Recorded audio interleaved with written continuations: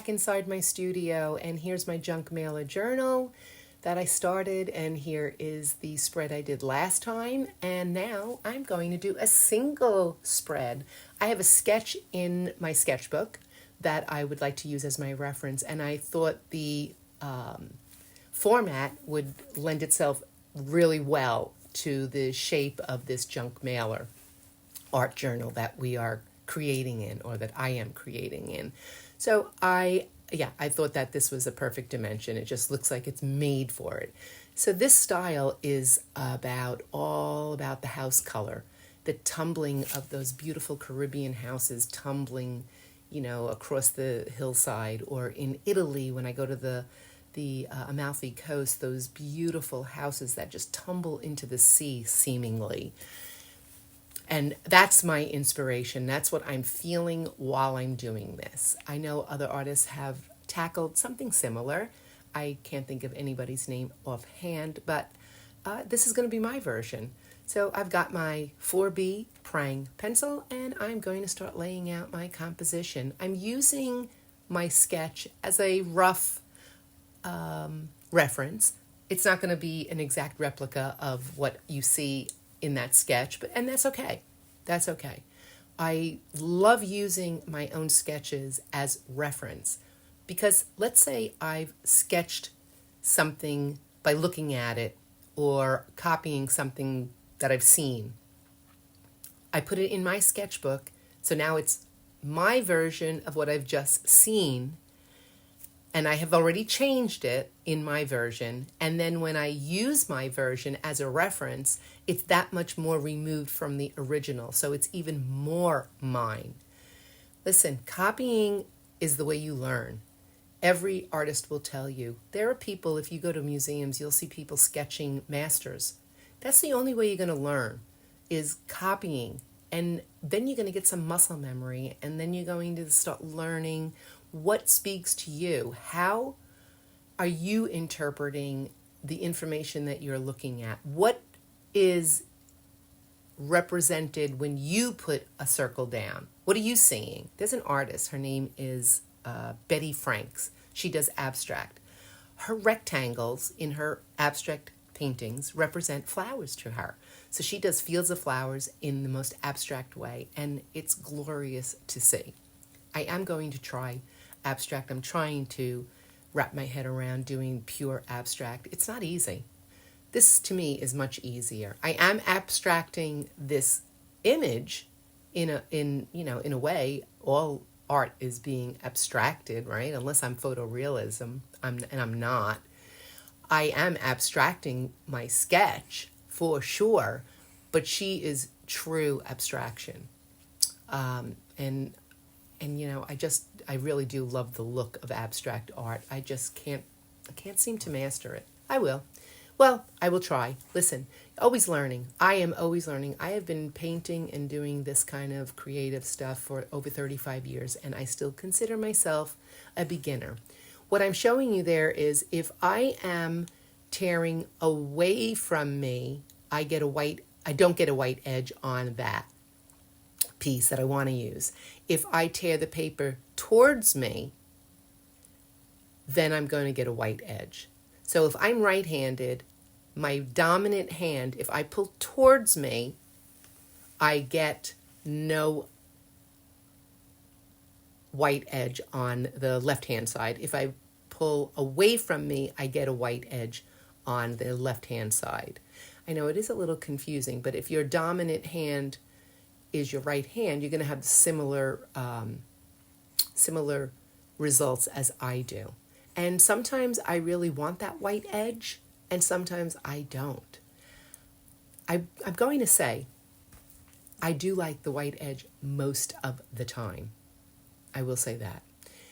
And I do try to exploit the white edge because I like the mosaic look to a piece. So I could have, before I started gluing any of this down, I could have toned that paper that I'm working on. I could have put a wash of color so that when I lay these pieces of collage paper down, none of that white background shows through the substrate. But I didn't, because I I don't really care if the white shows through. And I'm going to cover most of it anyway with paper, and the white that shows through at the end is probably going to be mostly, 98% of the time, the white edge of the paper, the torn paper.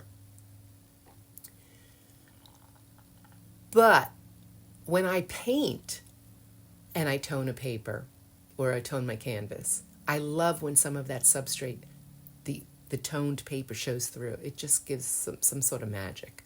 And I will have to do that in a video one day. This is not the video for that today. This one, I am just going through papers.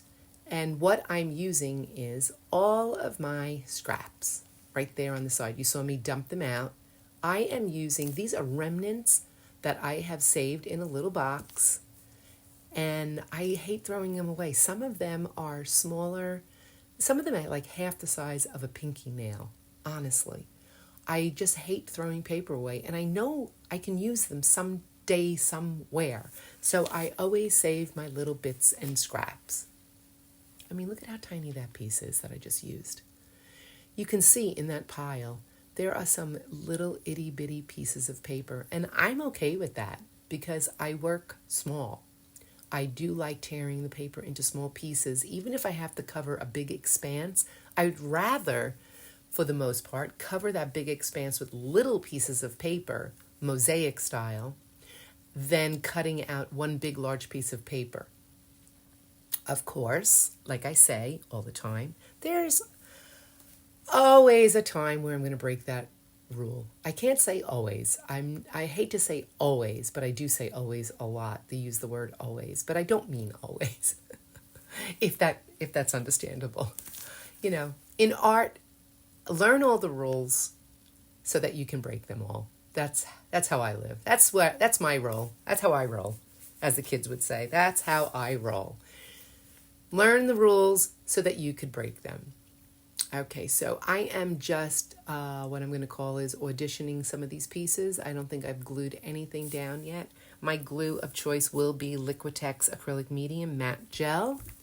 I sometimes use the gloss gel, but I am using up, I have just a little bit left in my matte gel bottle, so I will be using that. And this is what I call auditioning. I'm trying out the pieces. Do I like them? I am building the roof of this house right now with little bits of pieces. You see, I'm not worried about cutting a shape to fit exactly the shape of that roof. I'm going to put it together. I'm just going to build it by putting little pieces of paper until I get it to the way I like it. You can do this. It's paper. I can't emphasize that enough. I have people come up to me and say, oh, I can't do that. I don't know how to do that. I don't know how to rip the paper the way you do. It's ripping paper. I'm not ripping it anymore. I'm not a professional paper ripper. Not at all. I don't think anybody is. If you can rip paper, you learned how to rip paper when you were a kid. You can do this if you can rip paper. And if you don't like the ripped look, get out your scissor.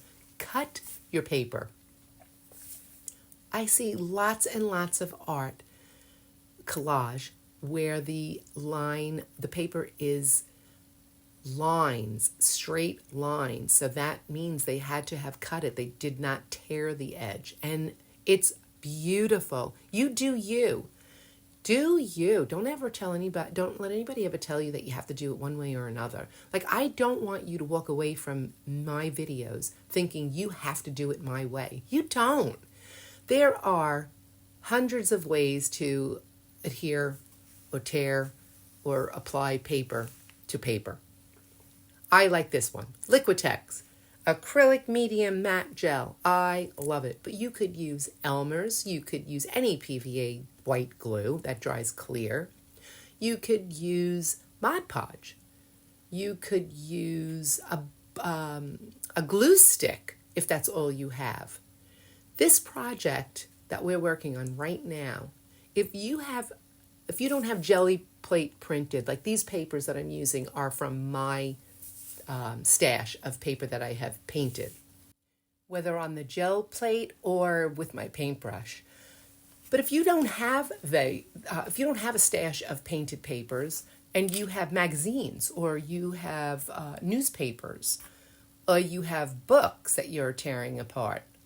I know that's sometimes people get very upset with that, but I'm talking about books that have had their life and aren't going to be read anymore. If you have only that, tear those up. You know, magazines have so many pages of color.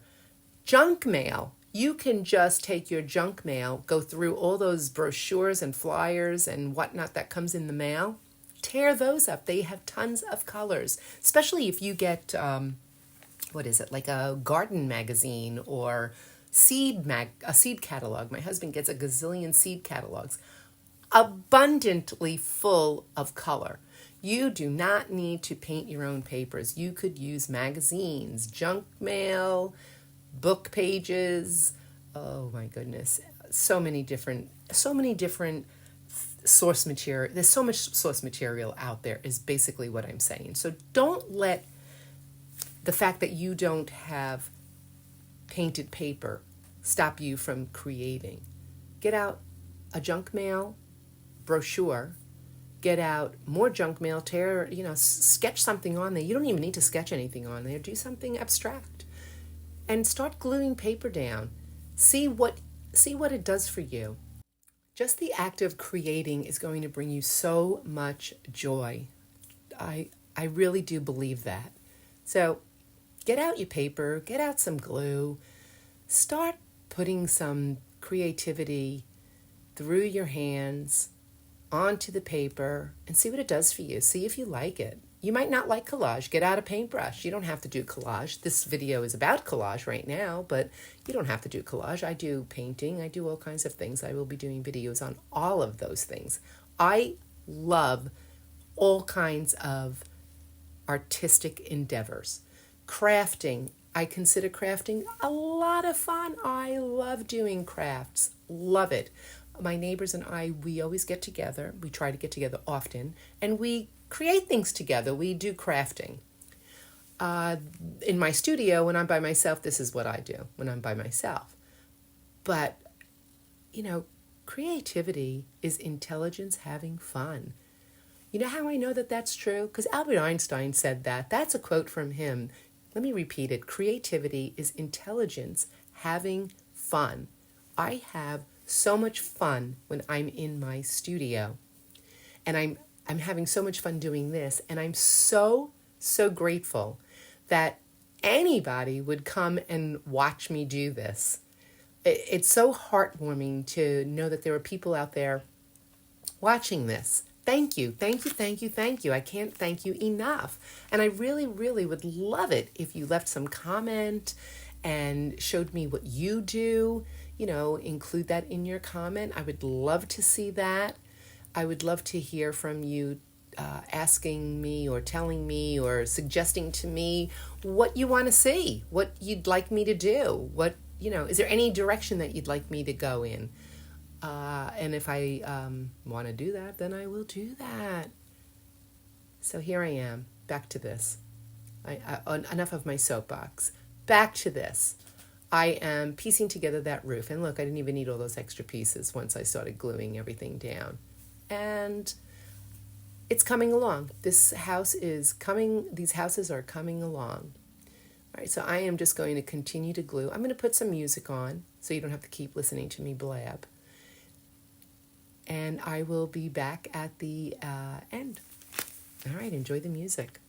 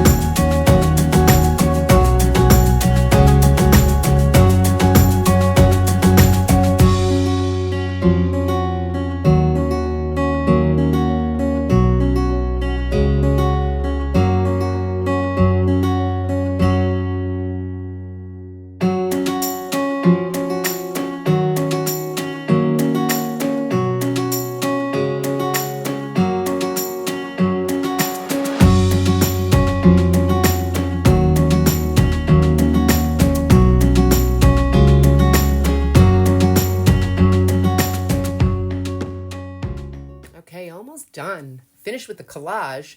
Now I've got to do some mark making. Let me trim off the excess. You know, I don't ever worry about that until the end. Trimming that off with my knife. And now I'm ready. I'm going to get out some Posca pens, my graphite watercolor pencils, my Caran d'Ache Neocolor 2 crayons, which are water soluble. I also pulled out the tempera sticks, the paint sticks, but I don't end up using them at all. There's my watercolor pencils, and it's a variety. These, the Shuttle Art Tempera Art sticks, I don't end up using those. I do use these, and I'm going to start now. These colors just make my heart sing. I really, truly love them so much. And I'm not really sure if I used any Posca. I might have used a little bit, but I did pull them out. The Caran d'Ache, the watercolor 2s, are water soluble, so you saw me take a brush. It was a little dampened, and I just smoothed that shadow under that roof right there on that blue house. And I'm also using it to highlight windows and put shutters on some of the windows. So I'm just adding a little bit of detail to these houses with the Caran d'Ache crayons. Could I have done it with paper? Absolutely. But I felt like, you know what, get another dimension onto this. I could have easily done it with paper, but adding something else on top of the paper adds another layer or another dimension to the piece, which I really enjoy. I really enjoy it. I'm sorry the top half is off camera. For some reason, every time I video, the YouTube, I don't know, it cuts the top off, it cuts the bottom off. I try to adjust. I get it all in camera. It's all in line with the lens. I see everything as I'm filming, and then when I go to upload it, it cuts off parts of it, and I'm not really sure why. And I haven't really been able to investigate that fully. All right, so I'm just adding some shadow underneath the roof line, along the sides of the roof line. I truly want to get some depth. I added that little path right in the middle in that green. I used the dark olive green Caran d'Ache stick to give myself a little path, because basically the focal point to me is that big yellow house and that little orange house. You know, it's right in that sweet spot right up there. And the pathway, and I'm darkening the greenery around that little orange house so that I have mostly dark around it. I am going to add a little bit more dark green right there alongside that yellow house so I can give it a little bit more contrast. Okay, I think we are, look, I'm signing it, so that must mean I'm done. No, we're not done. Well, there's my sketch, but here we are. I realize now, looking at it, I'm not happy with that house right up there at the top left-hand corner. So I pump up with orange, and then I think I decide, no, let me make that yellow a different house. Let me give it a door, and let me give it a different roof. And you're going to see, I add the purple roof to the yellow house, and then I decide, nope, no, it really is just one house. Let me get rid of that. And I kind of just obliterate the white house, but I leave the little side door. All right, here it is, the finished product. I love it. This was a lot of fun to do. I hope you consider subscribing to my channel, hitting the like button so other people can find me, and come back next time when I tackle this side of the page. All right, that was a lot of fun. Please get out your junk mail and turn it into a journal. Look what we finished already. We're up to this side already. See you next time. Thanks for joining me inside my studio.